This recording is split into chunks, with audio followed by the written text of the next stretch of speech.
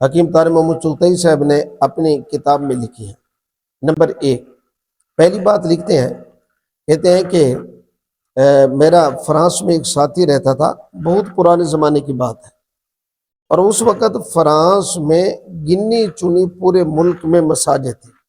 آج کل تو اللہ کا فضل ہے، یورپ میں مساجد بہت بن گئی۔ فرماتے ہیں کہ میرے دوست نے اپنے مالک کو کہا، جس کے پاس کام کرتا تھا، مہربانی کرے مجھے 1 مہینے کے لیے چھٹی دیں، میں نے وہ فلاں شہر میں جانا ہے، 1 مہینہ گزارنا ہے، روزہ اور تراویح میں عبادات یکسوئی سے کرنا چاہتا ہوں۔ میرے مالک نے مجھے کہا کہ آپ ایسا کریں، آپ دور کیوں جاتے ہیں، قریب جو فلاں جگہ نہیں، آپ وہاں چلے جائیں، مہینے کی چھٹی دیتا ہوں۔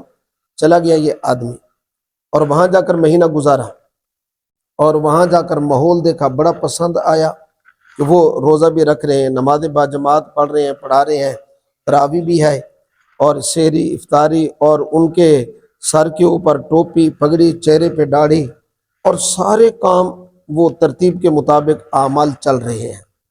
اور جب واپس آیا عید کر کے، اور مالک نے پوچھا بھئی کیسا آپ کا مہینہ گزرا؟ اس نے کہا سر آپ کا شکریہ، آپ نے مجھے بڑا اچھا ماحول قریب دیا، میں تو دور جانے کا ارادہ رکھتا تھا۔ تو مالک مسکرانے لگا۔ اس نے وجہ پوچھی بھئی کیوں مسکرا رہے ہیں؟ اس نے کہا اصل میں بات یہ ہے کہ آپ سمجھتے ہیں یہ مسلمان تھے، یہ عبادت کی نیت سے کام کر رہے تھے، یہ تو یہودی اور عیسائی تھے۔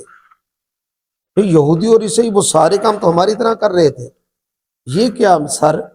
اس نے کہا کہ اصل میں انہوں نے ریسرچ اور تحقیق کی ہے کہ اللہ تعالیٰ نے مسلمانوں کو جو 1 مہینہ روزوں کا دیا ہے نا، یہ اس روزے والی ترتیب کے اندر جو مسلمان 1 مہینہ گزارتا ہے نا، اللہ تعالیٰ اس کو جو صحت جسمانی عطا فرماتے ہیں، وہ کمال درجے کی ہے۔ اس لیے یہ عبادات کا اہتمام رمضان میں کر رہے ہیں تاکہ ہمیں صحت جسمانی حاصل ہو۔ یہ اللہ تیرے حکم پر قربان جاؤں، تیرے محبوب صلی اللہ علیہ وسلم کی تعلیمات پر قربان جاؤں، ہمیں تو عبادت کرنے کا حکم دیا نا۔